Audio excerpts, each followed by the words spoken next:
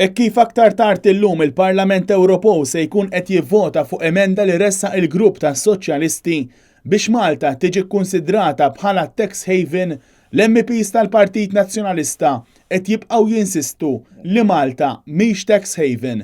Il-Grupp tas-Soċjalisti li jinkludi lill-MEPs tal-Partit Laburista Alfred Sant, Mirjam Dalli u Marlin Mizzi qed jinsisti li Malta titqies bħala tax haven.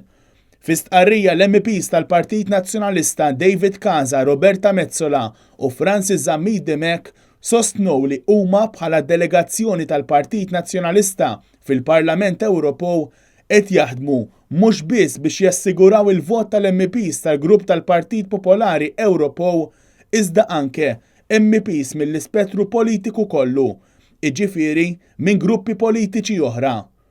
U ta' għajb li l-MEPs tal-Partit Laburista ħallew din l-emenda kontra Malta titressaq.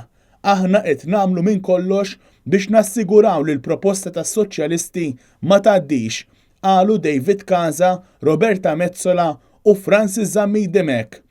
Huma sostnew li huwa evidenti li mid-diskussjonijiet li kellhom kemm fi Brussell kif ukoll fi Strasburgu dak li wassal għal din il-mossa kien il-fatt li l-Prim Ministru Malti ma ħax azzjoni kontra Konrad Mizzi u Keith Schembri wara li ġew żvelati l-istrutturi finanzjarji tagħhom. Joseph Muscat għamel ħsara lil Malta tant li l-MEPs mill-partiti politiċi kollha ma jistgħux jemmnu li l-Partit Laburista f'Malta għad juża l-enerġija tiegħu biex jiddefendi lil dawn l-individwi meta suppost kien qed jiddefendi lil Malta. Minflok Muscat għażel il-partiġjanizmu u ponta swaba. Muscat għażel lill-Partit Laburista fuq Malta, insistew l-MEPs. Il-vot li jista' jkollu implikazzjonijiet serji fuq is-settur tas-servizzi finanzjarji f'Malta se jittieħed illum wara nofsinhar fi Strasburgu.